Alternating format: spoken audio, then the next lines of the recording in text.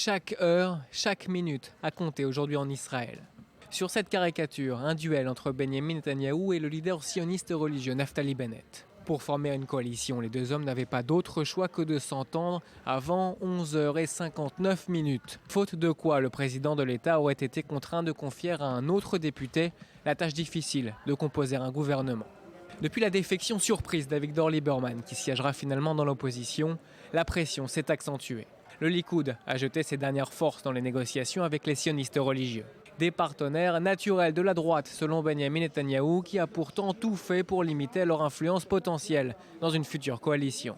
À quelques heures du terme, les pourparlers se sont focalisés sur le ministère de la Justice. Compromis de dernière heure, Ayelet Shaked, la star laïque du parti religieux, prendrait la tête de cette institution. Mais les prérogatives du ministère seraient moins étendues que prévu. La ministre n'aurait pas son mot à dire concernant la nomination des juges qui siègent dans les tribunaux rabbiniques, un enjeu qui a révélé une autre guerre d'influence, celle qui oppose les sionistes religieux d'un côté et les courants ultra-orthodoxes de l'autre. Les sionistes religieux estiment qu'ils ne sont pas assez représentés dans les institutions cultuelles du pays et ils se montrent parfois plus conciliants à l'égard d'autres branches du judaïsme plus libérales. Sur la plupart des sujets, Benyamin Netanyahou a répondu aux demandes des ultra-orthodoxes.